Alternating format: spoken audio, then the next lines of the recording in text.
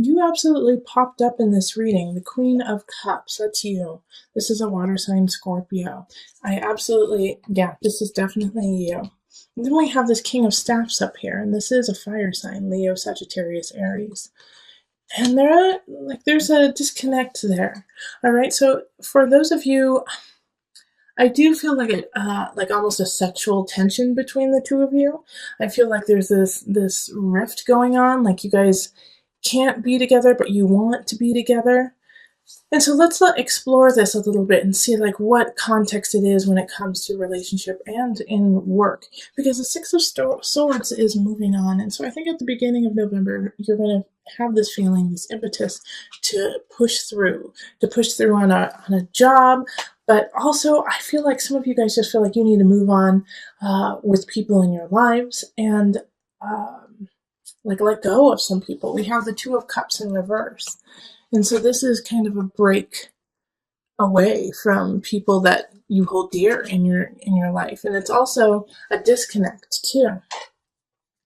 And this disconnect is definitely connected to the Seven of Swords. And Seven of Swords is it's a sneaky Pete. It's, someone taking something from you, feeling lost, feeling like you don't have enough because somebody else has it. And so these two are linked together, and it's like almost the cups are dripping down into the swords. And so I do feel like if you are in a relationship with a Leo sign, there is going to be some deceit. There's going to be some situations where everything's not out on the table and you don't know exactly what's going on. You don't have the full story, and they're kind of feeding you, these niceties, sweetness, and it's all a lie in a way. And so what you're going to have to really do is dig deep, Scorpio, which is easy for you because you're coming into your own judgment. You've got to use what you know.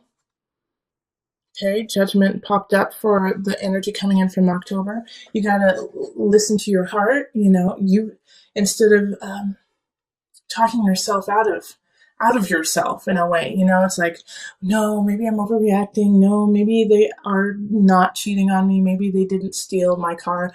Let me just give them a chance. And you're trying to talk yourself out of something you just know to be true. And you're like, I can't be that.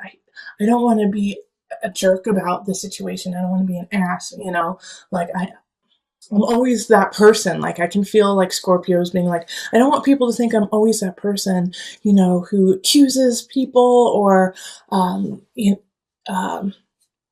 is a little more harsh, uses stronger wording. But Scorpio, you're just speaking the truth, right? Sometimes people don't want to hear the truth. So just speak clearly, speak that tongue, speak the tongue of truth. Because you see something going on and it's right. And the Hermit is like, shine light on that. Shine light on what you know, even though it's going to be hard to say. Because in the Four of Pentacles, it's also here, Four of Pentacles. You're starting to realize that what you wished for, what you wanted out of this situation, and I do feel like it is a love relationship or a very close relationship of some sort that is kind of going wonky. Like what you put into it, what you're like, you know what, I want it to be white picket fences, 2.5 kids. I want us to get married on the beach and then we're going to go to Italy afterwards. Like all of these things that you put on this relationship aren't needed and aren't what's going to make you happy anyways. And so that illusion that you had created with this person, this King of Staves, and even though they're in the upright, like they're doing what they need to, they feel like they're doing just fine. Oh, Scorpio, here's another situation too that Spirit just actually threw at me, is that, okay, I'm getting all over the place. Hold on, let me go back. So this energy that, that you have put into the relationship of what I want it to be, it won't make you happy. And what will make you happy is like a soul connection. And here's the thing about this King of Staves right there, is that they're in the upright, like I was just saying, they're in the upright, so they're doing really, really well. And maybe they have done some things that are awry. made some choices that aren't in your best interest, but are in their best interest, and so that's conflicting. But you have to let it go. Seven of Cups is like not seeing choices clearly. Yeah, they're charming. Yes, they're sexy. Yes, they're fun. And yes, there was this connection, but it wasn't the truth. But here's another spin on all this, okay? Is that there is this amazing soul connection between the two of you, and that you are meant to be together, Two of Cups. However, something is blocking you too. All right, because with the Six of Staves, not Seven of Wands, but the Six of Swords, the two sixes here, that energy, six is the energy of growth, learning, protection. It's often nostalgia, looking to the past so that you can move forward. With these two energies, it's like they're almost conflicting for you guys. Like you have an idea, a foundation, and he or she has a foundation, and they're not the same. And so it's like you guys have to step differently to meet each other. You know what I mean? Like you guys have two different paths, but to step on the same path, it's different levels. Like one of you guys may need to give up where you live, while the other person may need to give up the idea of marriage. That you guys will get married, but you will be together forever. It's like, oh, I'm sorry. I know that I probably sound very confusing to you right now, but there's just like so many different situations going through my head for you that like there's like this block that is definitely there that is not your fault. And so that's a possibility too, is that there's just this third party in a way, even though we didn't get, the Three of Swords, but we did get the Seven of Swords. We have like this other party who's trying to split you guys up.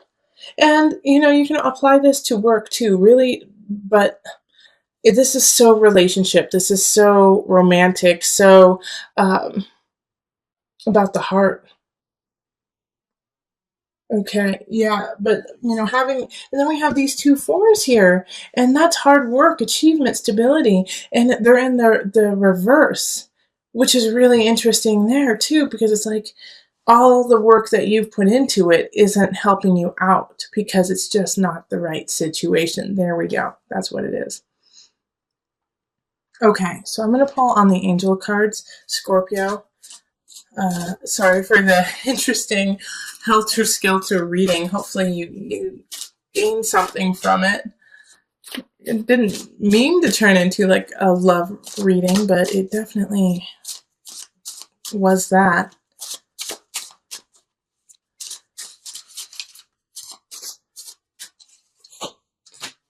Okay, River, Surrender. Another sign got this. I'm not sure which one, but another sign did get this. Surrender.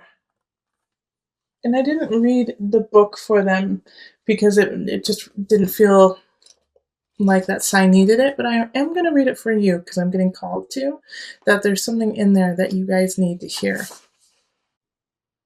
Now, these cards are actually based on mothers, but that's why I love it, is that we all nurture and we all have a mother within, so come at it from that perspective.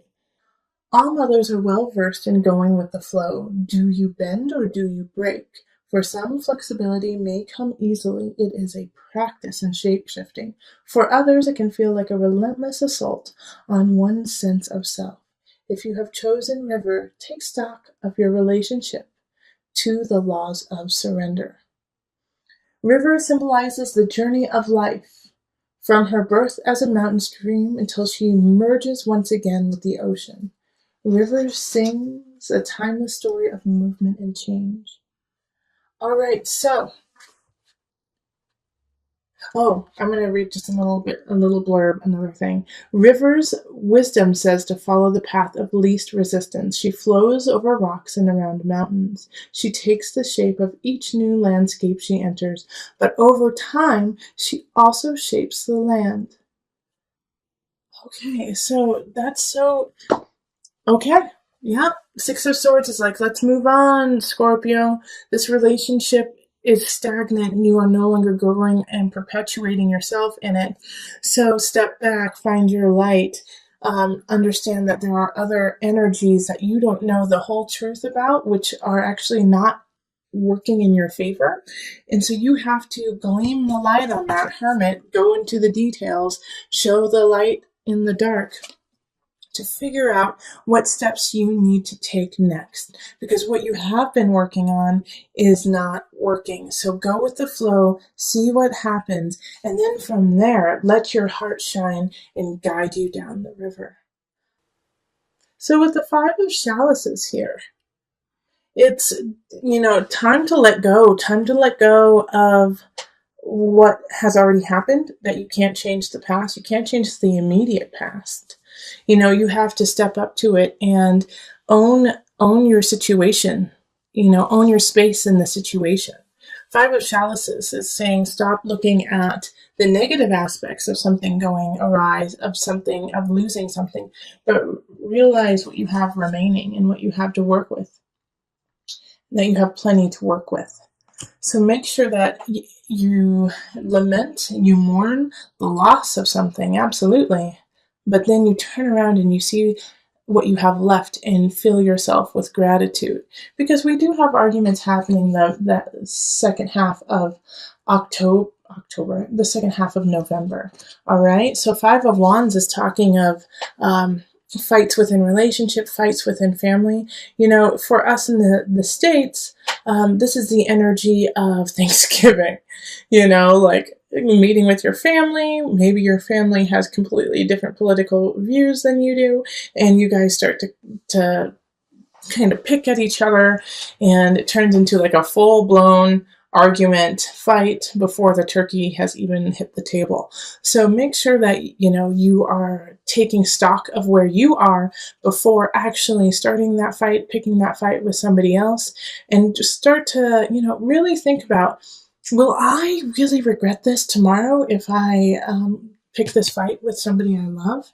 Will I turn into the Five of Chalices and go, oh gosh, why did I do that yesterday, when I love this person and it's not even worth fighting over, Or it could be the opposite too. It could be, oh my gosh, why didn't I stand up for myself? Why didn't I, say, gosh, what you're saying is totally wrong and I don't appreciate it and I find it disrespectful. Why didn't I say that? So the Five of Wands is like, pick your battles, choose your battles wisely, because all the battles that you are about to have a meaning and will affect you in the future, and will affect how the other person deals with fights and arguments with you in the future. So pick them wisely. And we have the King of Wands popping up, and they popped up in your November reading too. And this is, a Leo, Sagittarius, Aries. They're still here. And so the connection, though, this is with work. So, go back to the November reading after watching this, because I'm going to add on to it right now.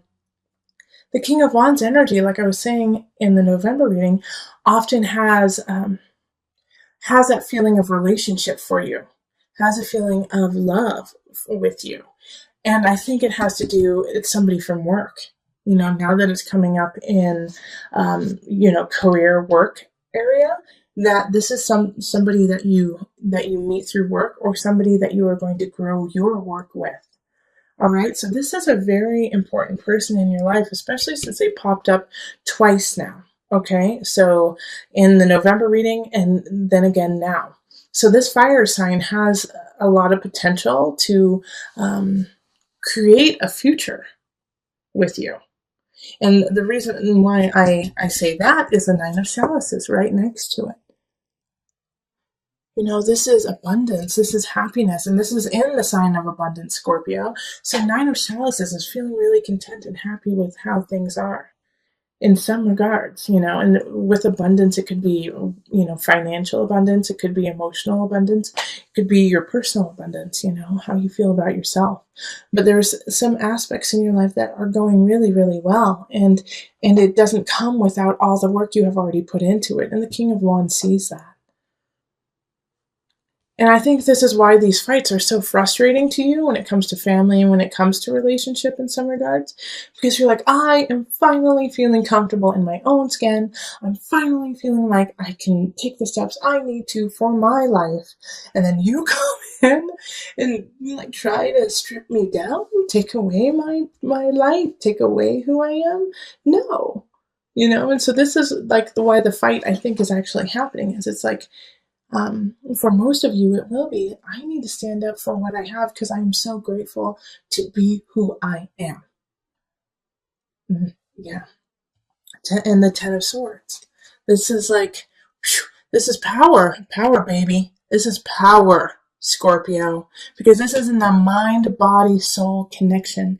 So this is a rebirth. You have to let go of an aspect of yourself. And I really feel like it has to do with what I just said, is that you're like, no, I am coming into my own, and you may not like it, you may not find it comfortable, but I'm not here to make you comfortable. I'm here to live my truth. And if you find that uncomfortable, then that is a personal problem, not mine. Right, Scorpio? This is where we need to be. And if you're not there, we got to work to get there. And there's a fire sign who has your back. Yeah, Ten of Swords is powerful in mind, body, soul connection. You're releasing some of your own self-doubts, your own worries, so you can come up into your light, shining brightly. That is so awesome. I am going to put a little disclaimer with this, because it is the Ten of Swords. Change and growth, they call it growing pains for a reason.